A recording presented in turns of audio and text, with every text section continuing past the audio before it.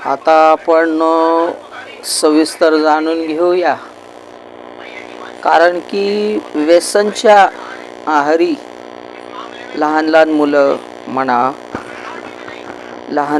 म्हणा किंवा वयोवृद्ध म्हणा, हा व्यसनाच्या आहारी चाललेले आहे. आणि व्यसनपासून मुक्त व्हावं, येणाऱ्या दिनांक 2025 रोजी 20 तारखेला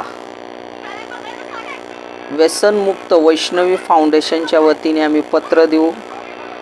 जागोजागी व्यसनमुक्तीचा हा संदर्भ फार मोठ्या प्रमाणात कमी व्हावा शहरात, असा हा आमचा प्रयत्न राहणार आहे संस्थेच्या वतीने. आणि आम्ही हा प्रयत्न करणार आहे.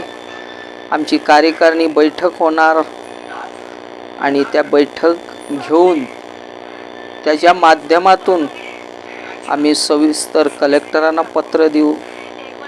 जागोजागी व्यसन हा मुक्त होणं गरजेचं आहे.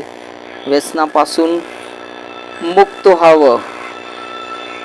व्यसनमुक्त झालं तर शहर मुक्त होणार आणि चांगलं आरोग्य राहणार, एवढेच विचार आहे आणि ह्या विचारानेच आपण चालावं.